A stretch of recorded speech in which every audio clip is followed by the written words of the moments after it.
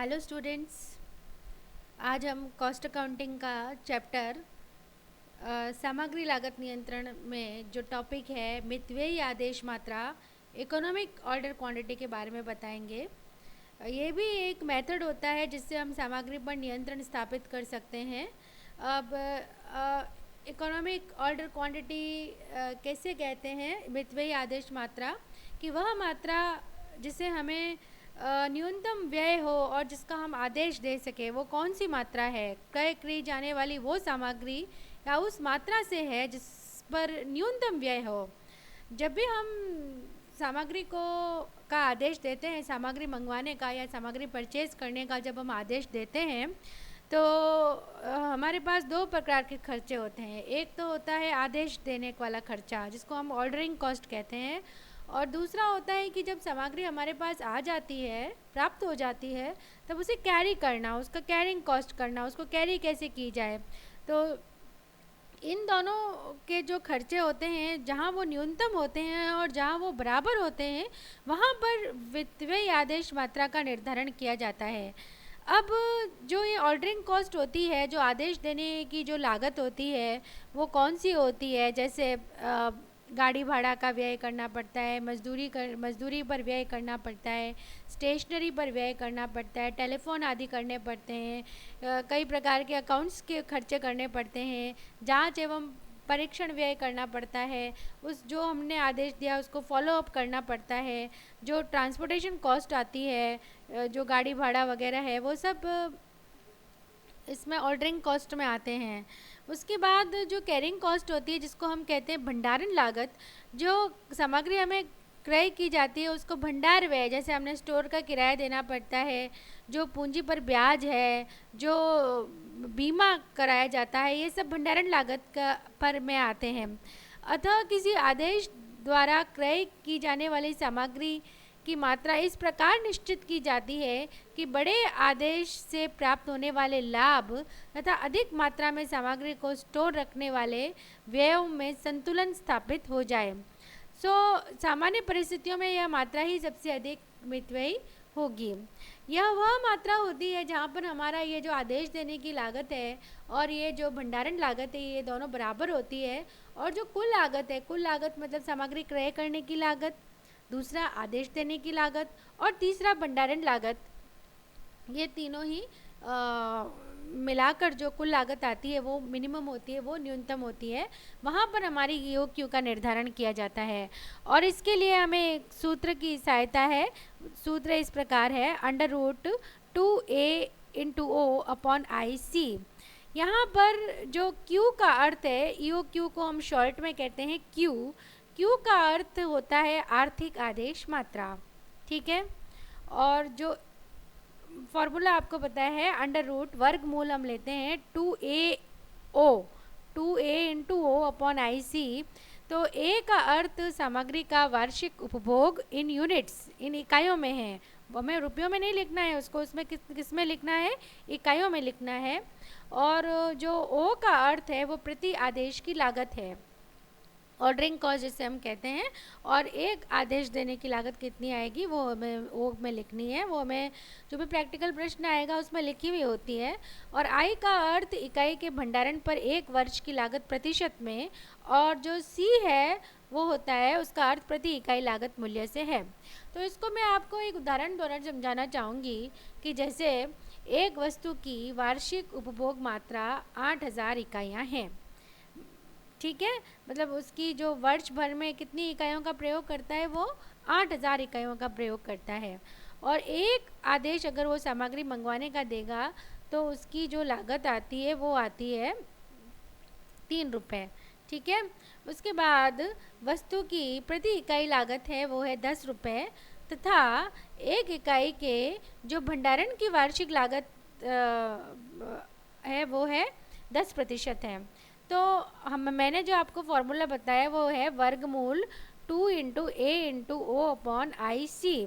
तो 2 हम लिख देंगे, उसमें वर्गमूल का निशान बना देंगे। उसके बाद A कितना है हमारे प्रश्न के अनुसार 8000, और O है आपके आदेश देने की लागत, आपके प्रश्न में कितनी बताई है मैंने, 3 रुपये। तो 2 × 8000 × 3 कर देंगे, उसमें जो भाग देना होगा वो है हमारी भंडारण लागत का प्रतिशत। वर्ष भर में एक इकाई को लागत करने का कितना कॉस्ट आता है, तो वो 10 का हम 10% ज्ञात करेंगे, जो आपकी प्रश्न में गिवन है कि प्रति इकाई मूल्य कितना है 10 रुपये, और उसको लागत करने का कितना खर्चा आता है उस इकाई मूल्य का 10%। तो 10 का 10% होता है 1 रुपया। फिर हम क्या करेंगे, 2 इंटू 8 कितना हो जाता है 16,000, 16,000 इंटू 3 कितना होता है 48,000, और 10 रुपये का 10% कितना होता है 1। तो 48,000 में हम 1 का भाग देंगे तो कितना आएगा 48,000। फिर हम उसका स्क्वायर रूट ज्ञात करेंगे या वर्गमूल ज्ञात करेंगे, तो वो आता है हमारा अप्रॉक्स 219 यूनिट्स। जो 219 यूनिट्स है वो आपकी EOQ है, इकोनॉमिक ऑर्डर क्वांटिटी है। अगर आप इस पर आदेश दोगे तो आपकी जो भंडारण लागत है, जो आदेश लागत है, वो बराबर होगी, और जो आपकी कुल लागत है वो न्यूनतम होगी। तो आपको कितना मंगाना है सामग्री, 219 इकाइयाँ आपको मंगवानी है। ठीक है, उसके बाद एक दूसरा उदाहरण हम करते हैं कि आपको जो ऑर्डर देना है वो है एक फैक्ट्री में सामग्री की किसी मद की, आप नोट कर लीजिए इसको, 1500 इकाइयाँ प्रति माह मंथली है ये। एक महीने में कितनी इकाइयाँ की आवश्यकता होती है, 1500 इकाइयों की आवश्यकता होती है, जिसकी लागत प्रति इकाई 27 रुपये है और प्रति आदेश की लागत 150 रुपया है, तथा संग्रहालय में जो स्टोर हाउस है उसमें रख रखाव पर सामग्री मूल्य के 20% पर व्यय होते हैं। तो आपको इसमें ज्ञात करना है कि आर्थिक आदेश की मात्रा तथा वर्ष में दिए जाने वाली आदेशों की संख्या का निर्धारण कीजिए। तो आप क्या करोगे, वही फॉर्मूला अप्लाई करोगे इसमें। अब इसमें आपको मंथली दे रखा है, मंथली आवश्यकता कितनी है, 1500 इकाइयों की आवश्यकता है। तो वर्ष भर में आवश्यकताएं कितनी होगी, 1500 को आप 12 से गुणा करोगे, एक वर्ष में 12 महीने होते हैं, तो 1500 इंटू 12 आपका कितना आ जाएगा 18,000 इकाइयाँ, 18,000 यूनिट्स। अब आप हमारा जो फॉर्मूला है वर्गमूल 2 into A into O upon I C, तो 2 को आप ए एनुअल डिमांड कितनी हो गई आपकी 18,000 हो गई, 2 इंटू 18,000, और प्रश्न के हिसाब से जो आपके आदेश देने की लागत है वो कितनी है 150 रुपया। तो 2 इंटू 18,000 इंटू 150 अपॉन आपको प्रश्न में दे रखा है कि जो इकाई मूल्य है वो कितना है, लागत प्रति इकाई कितनी 27 रुपये है, और एक यूनिट को वर्ष भर में जो व्यय होते हैं उसके रख रखाव में वो होते हैं इकाई मूल्य के 20%। तो 27 का हम 20% ज्ञात करेंगे, जो कितना आ जाएगा 5.4। तो हम सबसे पहले गुणा करेंगे 2 इंटू 18,000 इंटू 150, तो वो आता है आपका, जब आप इनको गुणा करते हो 2 को 18,000 से इंटू 150 करते हैं, तब आपका आता है वो 54 लाख।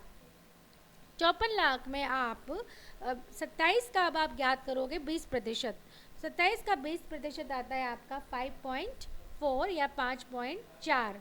तो 54 लाख में जब आप 5.4 का भाग दोगे तो आपके पास आएगा 10 लाख। 10 लाख का जब आप वर्गमूल ज्ञात करोगे तो आपके पास आएगी 1000 इकाइयाँ, 1000 यूनिट्स। तो जो आपका आंसर है, जो EOQ है, वो कितना है 1000 यूनिट्स। तो आपकी रिक्वायरमेंट तो कितनी है वर्ष भर की 18,000 इकाइयाँ। तो अगर आप 1000 यूनिट्स देने के आदेश देते हो तो वो आपके लिए सबसे मितव्ययी रहेगा, आपके लिए जो कॉस्ट आएगी, उसकी लागत आएगी, वो न्यूनतम आएगी। उसके बाद इसमें एक दूसरा प्रश्न और पूछा है आपको इसमें कि आप कितने आदेश दोगे वर्ष भर में। तो उसका जो फॉर्मूला है वो है एनुअल डिमांड। एनुअल डिमांड कितनी है आपकी 18,000 इकाइयाँ अपॉन EOQ कितनी है आपकी 1000 इकाइयाँ। तो 18,000 में जब आप 1000 का भाग दोगे तो आंसर आएगा आपका 18 ऑर्डर्स। तो आपको वर्ष भर में कुल कितने आदेश देने हैं, 18 ऑर्डर देने हैं, तभी आपके वार्षिक जो डिमांड है 18,000 वो पूरी हो पाएगी। तो इस तरह से हम ये ज्ञात कर सकते हैं कि हमें वर्ष भर में कितने आदेश देने हैं, हमारी लागत कितनी आएगी और कितनी सामग्री हमें मंगवानी है जिससे हमारी जो लागत है वो न्यूनतम हो जाए। धन्यवाद।